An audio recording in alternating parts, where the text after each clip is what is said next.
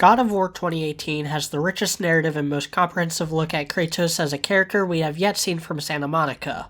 It's a fresh start for Kratos, but it's teeming with atmosphere and pathos if you've played the other games. The writing isn't perfect. There's a lot of inspiration taken from The Last of Us that saps away a lot of the energy the previous games had, but in some ways it's a better story than The Last of Us. The relationship between Kratos, Atreus, and Baldur is one of the best things the series has ever done. Make no mistake, this is the same Kratos from the older games. This is a man who was so consumed by anger that he tore apart the Pantheon and caused the apocalypse. And it's taken a long time to lament and come to grips with how terrible his actions ultimately were. And he's terrified Atreus is going to follow that same path. Atreus struggles understanding what Kratos wants because Kratos is a very cold and distant character who was never much for words. He wants to instill the Spartan lifestyle on Atreus, but he wants his son to be better. He wants to end the cycle of vengeance through love and respect rather than handling it the way he did. Consider a moment that of all the bosses throughout the franchise, Baldur is the only one Kratos doesn't kill while fueled by rage. Speaking of Baldur, he's right between where Atreus and Kratos are in their arcs. He's a man who's right where Kratos was in the very first game, full of anger and resentment, yet doing his father's bidding, hoping to find something that frees him of his burden. And in Kratos and Atreus, he finally found his match. The gameplay is a massive departure in where I think it fumbles. It changes the formula the same way Resident Evil 4 revolutionized the formula of that franchise, but the camera is pulled in a little too close to appreciate the combat. The gear system is banal and poorly implemented, and the level design, though beautiful, is frustratingly restrictive. The other games had a more robust climbing system and a jump button, and some of them even had the Icarus wings which allowed Kratos to glide. The movement options and level design made places like Olympus and Pandora's Temple feel like real places. God of War 2018 is a series of invisible walls, contextual climbing sections, and suffocating pathways. The combat and puzzles are a bit more involved though. I just wish the levels and enemy variety facilitated the combat a bit better. It requires you to be more aware of what's going on, but it's all reactive. It discourages the same active style that made the older games so visceral. Hopefully we see the same improvements between installments as we saw between the older games, and going back to the story, I'm far more intrigued to see where all this goes than I thought I would be. God of War 2018 is full of pathos and heart, hindered by a restrictive game design that is very much of the time. But in this useless husk called the PS4 games library, it still manages to stand heads and shoulders above most of its peers. I give God of War 2018 a 7 out of 10. And that concludes my review series for God of War. Thanks again to GQ Smith for supporting the Patreon and commissioning these videos. If there's a subject you'd like to see me do a video on, donate $10 or more to my Patreon and we'll talk. Until next time,